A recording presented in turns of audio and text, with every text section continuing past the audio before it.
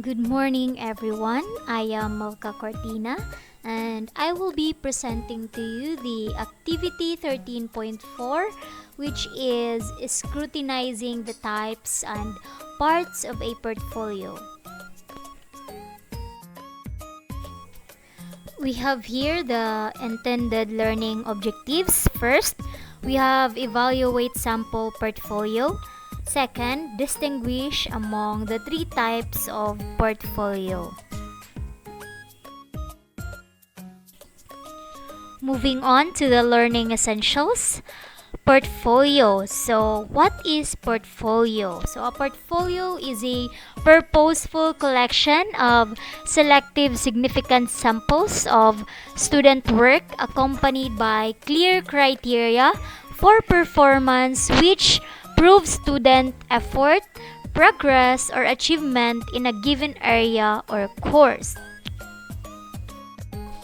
Also, a portfolio is different from a work folder, which is simply a receptacle for all work with no purpose to the collection. So, a portfolio is an intentional collection of work guided by learning objectives.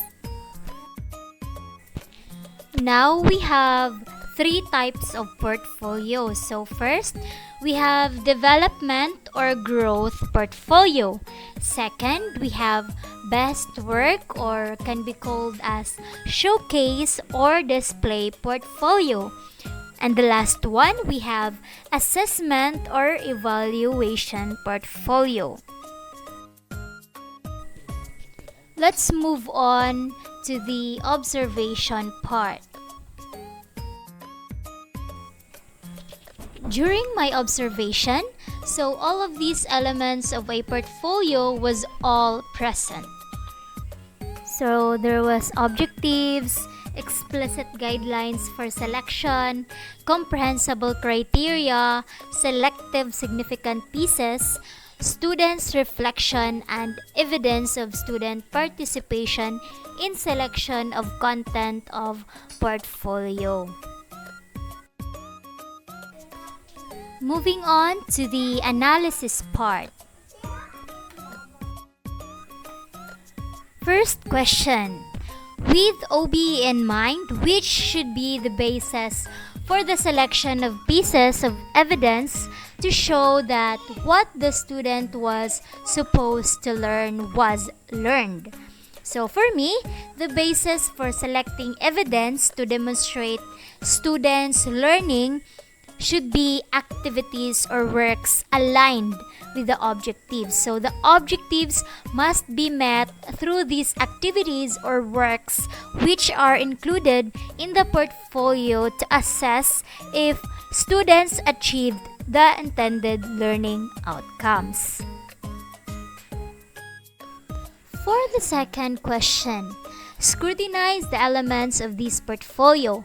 So based on the parts, under which type of portfolio does this fall?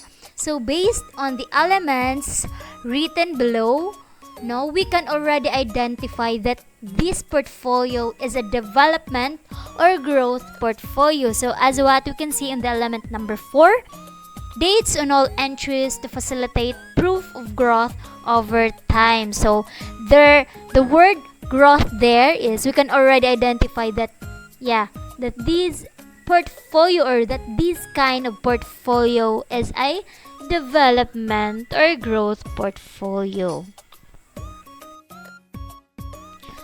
Question number 3.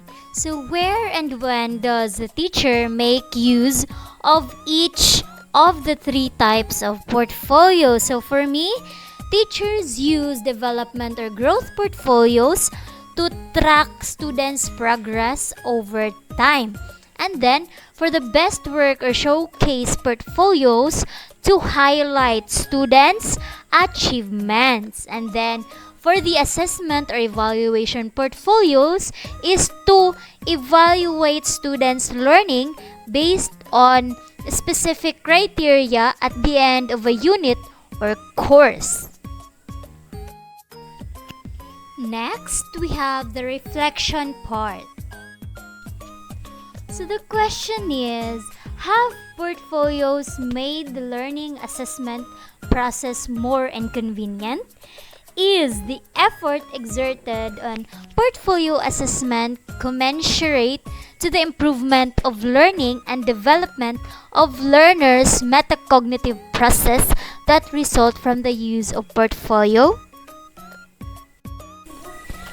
In my own perspectives, portfolio assessment eases learning evaluation by effectively demonstrating students' progress and growth through different portfolio types, and then the effort required is well justified. So as portfolios promote enhanced learning and metacognitive skills, and then they encompass activities that monitor the development and encourage self-reflection, enabling students to critically evaluate and improve their own learning processes. So that's it. Thank you for listening and have a good day ahead.